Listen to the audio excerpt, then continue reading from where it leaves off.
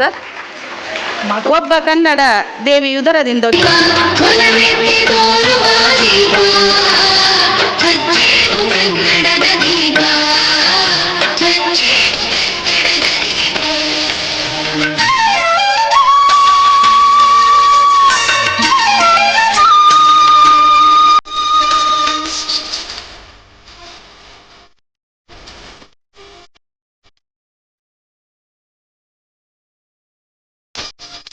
ಮಹಿಳೆಯು ಜೀವನದಲ್ಲಿ ಒಂದು ಬೆಳಕು. ಅಂತಹ ಬೆಳಕಿನ ಪ್ರತಿಬಿಂಬ ಈ ಸಮಯದಲ್ಲಿ ಅಕ್ಕ ಎಂದು ಹೇಳಿದರೆ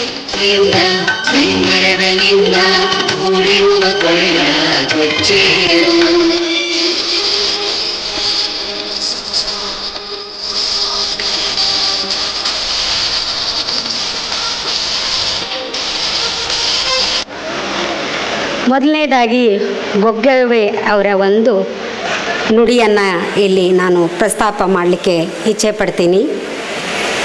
ಅನಲಕೊಂಡ ಭೋಗಕ್ಕೆ ಪರಿ ಪ್ರಕಾರ ಉಂಟೆ, ಶರದಿಕೊಂಡ ಸಾಗರಕ್ಕೆ ಕುರುಹಿನ ತಲೆಯೇ, ಲಿಂಗ ಮುಟ್ಟಿದ ಅಂಗಕ್ಕೆ ಮತ್ತೆ ಪುಣ್ಯ ಉಂಟೆ, ಹುಸಿ ನಾಸ್ತಿನಾಥ ಅಂತ ಅವರದೇ ಒಂದು ಭಾಳ ಫೇಮಸ್ ಆಗಿರುವಂಥ ವಚನದಲ್ಲಿ ಗಂಡು ಮೋಹಿಸಿ ಹೆಣ್ಣ ಹಿಡಿದಡೆ ಅದು ಒಬ್ಬರ ಒಡವೆ ಎಂದು ಅರಿಯಬೇಕು, ಹೆಣ್ಣು ಮೋಹಿಸಿ ಗಂಡ ಹಿಡಿದಡೆ ಉತ್ತರ ಆವುದೆಂದರಿಯಬೇಕು.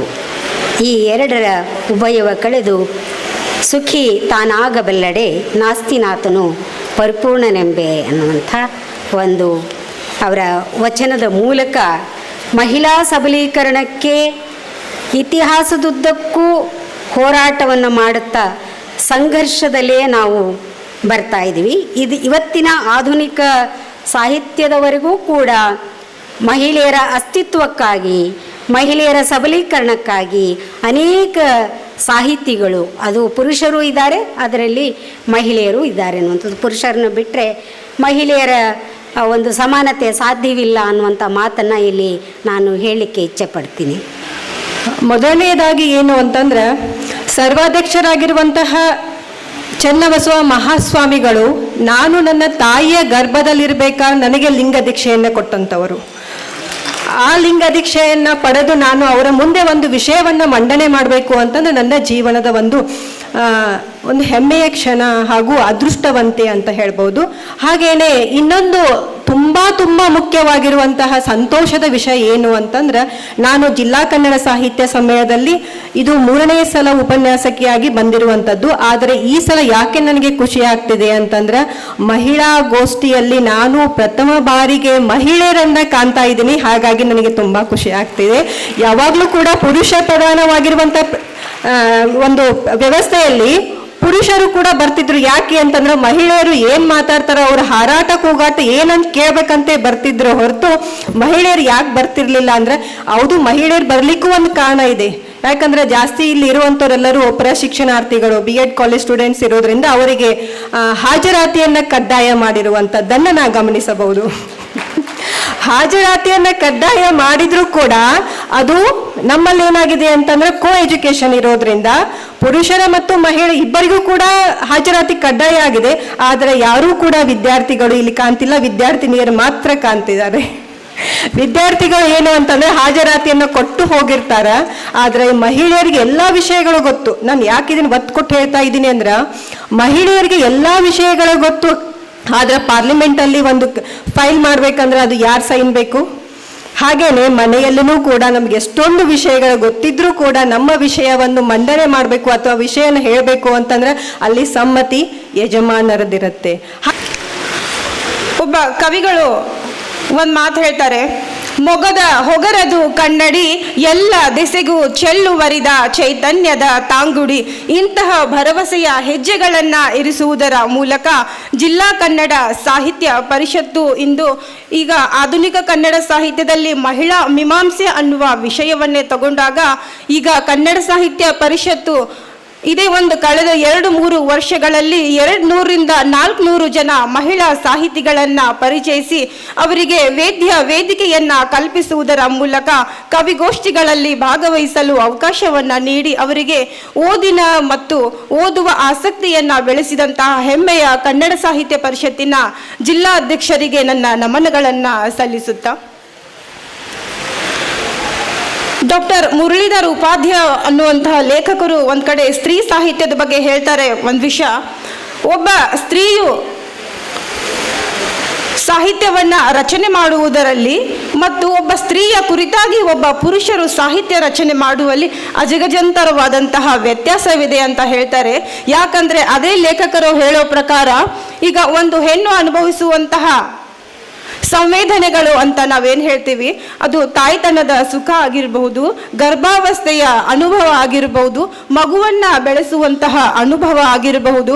ಅದನ್ನು ಸ್ವತಃ ಅನುಭವಿಸಿ ಸಾಹಿತ್ಯವನ್ನ ರಚನೆ ಮಾಡುವುದಕ್ಕೂ ಇತರರ ಬಾಯಿಯಿಂದ ಕೇಳಿ ಒಂದು ಸಾಹಿತ್ಯವನ್ನ ರಚನೆ ಮಾಡುವುದಕ್ಕೂ ವ್ಯತ್ಯಾಸ ಇದೆ ಅಂತ ಹೇಳುವಂತಹ ಮುರಳೀಧರ್ ಉಪಾಧ್ಯಾಯ ಅವರು ಸ್ತ್ರೀಪರ ಚಿಂತನವಾದಿಗಳು ಅಂತ ಹೇಳ್ತಾ, ಇಂದು ಸ್ತ್ರೀಪರವಾದಂತಹ ಈ ಸಾಹಿತ್ಯ ಮಣ್ಣಿನ ಕನಕನದೊಳಗು ನೀರಿನ ಹನಿಯೊಳಗು ಗಾಳಿಯ ತೆರೆಯೊಳಗು ಅಷ್ಟೇ ಏಕೆ ಆಕಾಶದ ಶೂನ್ಯದಲ್ಲೂ ಕೂಡ ನಾವು ಸ್ತ್ರೀಪರವಾದ ಚಿಂತನೆಗಳನ್ನ ಬಿತ್ತಬಲ್ಲಂತಹ ಚಟುವಟಿಕೆಗಳನ್ನ ಹಮ್ಮಿಕೊಳ್ತಾ ಇದ್ದೀವಿ ಅಂತ ಈ ಒಂದು ಗೋಷ್ಠಿ, ಮಹಿಳಾ ಗೋಷ್ಠಿಯೇ ಅದಕ್ಕೆ ಸಾಕ್ಷಿ ಅಂತ ಹೇಳ್ತಾ, ನನ್ನ ಸಹೋದರಿಯರು ಮತ್ತು ಸಹೋದರರು ಇಲ್ಲಿದ್ದೀರಿ. ನಿಮ್ಮೆಲ್ಲರ ಎದೆಯಲ್ಲಿ ಸ್ತ್ರೀ ಸಂವೇದನೆಯು ಒಂದು ಸಾಹಿತ್ಯದ ಸಂಬಂಧವಾಗಿ ಪಾಂಚಜನ್ಯವನ್ನ ಸಂತತವಾಗಿ ಮೊಳಗಲಿ ಎನ್ನುವುದು ನನ್ನ ವೈಯಕ್ತಿಕವಾದ ಆಶಯವೂ ಕೂಡ. ಆ ನಿಟ್ಟಿನಲ್ಲಿ ಈ ಒಂದು ವಿಷಯ ಆಧುನಿಕ ಕನ್ನಡ ಸಾಹಿತ್ಯದಲ್ಲಿ ಮಹಿಳಾ ಪರ ಮೀಮಾಂಸೆಯನ್ನ ಮಾಡೋದು. ಕನ್ನಡ ಸಾಹಿತ್ಯಕ್ಕೆ ಮಹಿಳೆಯರು ಕೊಟ್ಟಂಥ ಕೊಡುಗೆ ಅನನ್ಯವಾದದ್ದು. ಸಾವಿರಾರು ವರ್ಷಗಳ ಚರಿತ್ರೆಯನ್ನು ನಾವು ಅವಲೋಕಿಸಿದಾಗ ಮಹಿಳೆಯರ ಕೃತಿಗಳು ಬರೆದದ್ದು ತುಂಬ ವಿರಳ. ಯಾಕೆ ವಿರಳ? ಕಾರಣಗಳು ಕೂಡ ಅದಾವು. ಅದಕ್ಕೆ ಕಾರಣಗಳು ಅದಾವು. ಒಂದು ಪುರುಷ ಪ್ರಧಾನ ಕುಟುಂಬ, ಇನ್ನೊಂದು ವರ್ಣಾತೀತ ವ್ಯವಸ್ಥೆ ಇತ್ತು, ವರ್ಣ ವ್ಯವಸ್ಥೆ ಇತ್ತು, ಇನ್ನೊಂದು ಮಹಿಳೆಯರು ಪರಾವಲಂಬಿಯ ಜೀವನ ಇತ್ತು.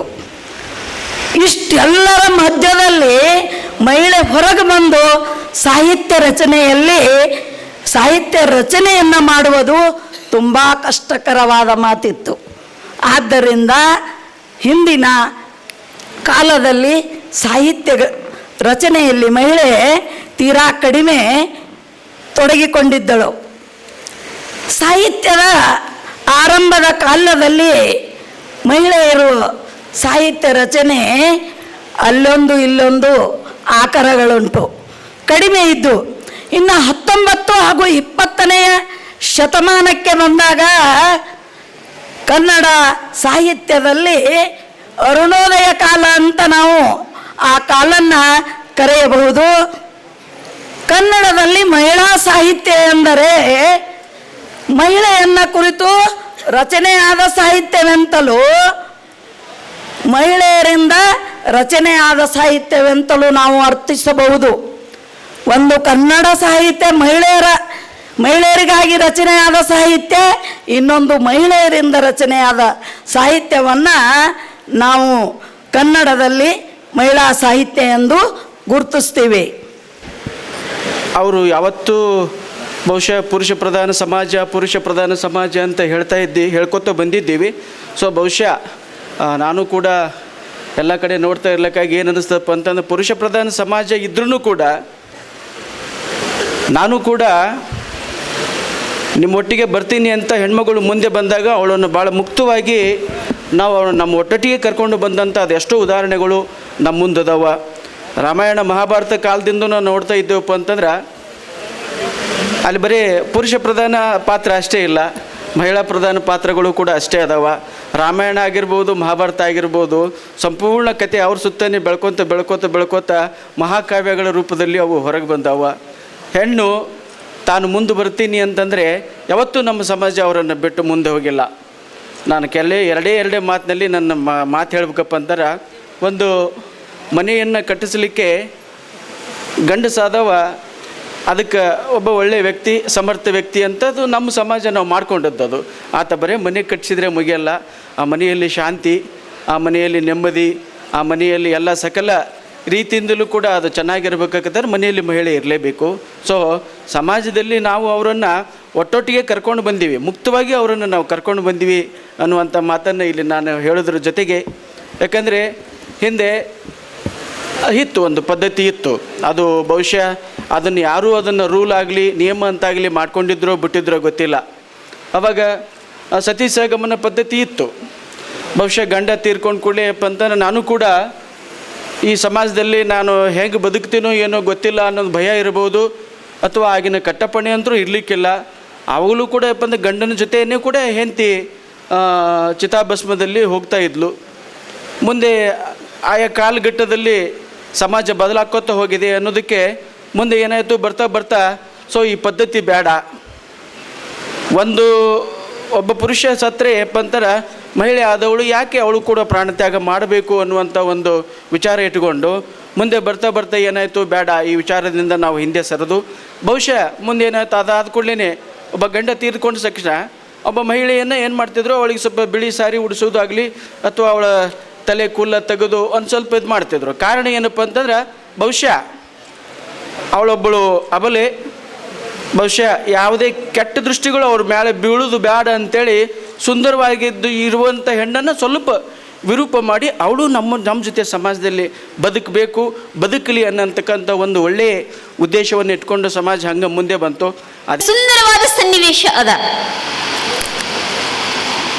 ಮಹಿಳೆ ಅಂದ್ರ ಹಿಂದಿನ ಕಾಲದೊಳಗೆ ಹಿಂದಿದ್ಲು, ಈಗಿಲ್ಲ. ಹಿಂದಿನ ಕಾಲದೊಳಗೆ ಅಂದ್ರೆ 12ನೇ ಶತಮಾನದ ಆಚೆಯ ಕಾಲದಲ್ಲಿ ಎಂಥ ಪರಿಸ್ಥಿತಿ ಇತ್ತಪ್ಪ ಅಂದ್ರೆ ಮುಸ್ರಿ ಗಡಿಯೊಳಗೆ ಕೈ ಇಟ್ಟರೆ ತಪ್ಪಂಗಿಲ್ಲ. ಅಷ್ಟೇ ಅಲ್ಲ, ಹೆಣ್ಣು ಮಕ್ಕಳನ್ನು ಹೆರುವಂಥ ಒಂದು ಯಂತ್ರ ಹೆಣ್ಣು ಅಂದರೆ. ಅಂಥ ಒಂದು ಭಾವನೆ, ಅಂಥ ಒಂದು ಕಾಲ ಯಾವಾಗಿತ್ತು ಅಂತ ಕೇಳಿದ್ರೆ 12ನೇ ಶತಮಾನಗಳ ಆಚೆಗೆ ಇತ್ತು. ಇದ್ರು ಇಲ್ಲ ಅಂತಲ್ಲ, ಅದಕ್ಕಿಂತಲೂ ಪೂರ್ವದಲ್ಲಿಯೂ ಕೂಡ ಕೆಲವರು ಇದ್ರು ಅನ್ನೋದಕ್ಕೆ ಉದಾಹರಣೆಗಳು ಕೂಡ ಇದಾವ. ಯಾರು? ಯಾಜ್ಞವಲ್ಕ್ಯರ ಪತ್ನಿ ಮೈತ್ರೇಯಿನಿ, ವಿಶ್ವವರಾಹ, ಲೋಪಾಮುದ್ರ, ಕೆಲವರು ಅದಾರ ಬೆರಳೆಣಿಕೆಯಲ್ಲಿ. ಯಾಕೆ ಅಂತ ಕೇಳಿದ್ರ ಆಗಿನ ಕಾಲದೊಳಗೆ ಹೆಣ್ಣು ಮಕ್ಕಳು ತಲೆ ಎತ್ತಿ ಯಾರನ್ನು ನೋಡ್ತಿರ್ಲಿಲ್ಲ, ಧ್ವನಿ ಎತ್ತಿ ಅವರು ಯಾರನ್ನು ಮಾತಾಡಿಸ್ತಿರ್ಲಿಲ್ಲ. ಅಂಥ ಒಂದು ಪರಿಸ್ಥಿತಿ ಇತ್ತು ಹಳೆ ಕಾಲದೊಳಗ. ಅಂಥ ಪರಿಸ್ಥಿತಿಯನ್ನ ಮೀರಿಸ್ಲಿಕ್ಕೆ ಅಂತಾನೆ ಅಪ್ಪನ ಅವತಾರ ಆಯ್ತು ಅಂತ ಕಾಣಿಸ್ತದೆ. ಅಪ್ಪ ಬಸವ ಯಾವಾಗ ಹುಟ್ಟಿ ಬಂದ ಸಮಾನತೆಯ ಹರಿಕಾರ, ಕ್ರಾಂತಿ ಪುರುಷ, ಹೌದಿಲ್ರಿ? ಸ್ತ್ರೀ ಸ್ವಾತಂತ್ರ್ಯ ನಮರ್ಹತಿ ಅನ್ನುವಂಥ ಕಾಲದೊಳಗನ ಸ್ತ್ರೀಯರು, ಹೆಣ್ಣು ಯಾವುದಕ್ಕೂ ಕೂಡ ಕಮ್ಮಿ ಇಲ್ಲ. ಇಚ್ಛಾಶಕ್ತಿ, ಜ್ಞಾನಶಕ್ತಿ, ಕ್ರಿಯಾಶಕ್ತಿ ಇದೆಲ್ಲ ಎಲ್ಲದ ನಮ್ಮ ಒಳಗನ ಅದ. ಶಕ್ತಿ ಅಂದ್ರೆ ಯಾರ್ರಿ? ಶಕ್ತಿ ಅಂದ್ರೆ ಹೆಣ್ಣು. ಶಕ್ತಿ ಅಂತ ಕರೆಯೋದು ಯಾರಿಗೆ ಅಂದ್ರೆ ಹೆಣ್ಣಿಗೆನೇ ಶಕ್ತಿ ಅಂತ ಕರೀತಾರ. ಹಾಗಿದ್ದ ಮೇಲೆ ನಮ್ಮೊಳಗಿರುವಂಥ ಎಲ್ಲ ಕಾರ್ಯಗಳು ಏನದವ, ಇಚ್ಛಾಶಕ್ತಿ ಅನ್ನೋದು ಹೆಣ್ಣೆ ಅದ, ಕ್ರಿಯಾಶಕ್ತಿ ಅನ್ನೋದು ಹೆಣ್ಣೆ ಅದ, ಜ್ಞಾನಶಕ್ತಿ ಅನ್ನೋದು ಹೆಣ್ಣೆ ಅದ. ಹಾಗಿರುವಾಗ ಏನು ಗಂಡ್ಮಕ್ಕಳಲ್ಲಿ ಅಷ್ಟೇ ಆಯ್ತು, ಹೆಣ್ಮಕ್ಳಲ್ಲಿ ಅಷ್ಟೇ ಆಯ್ತು?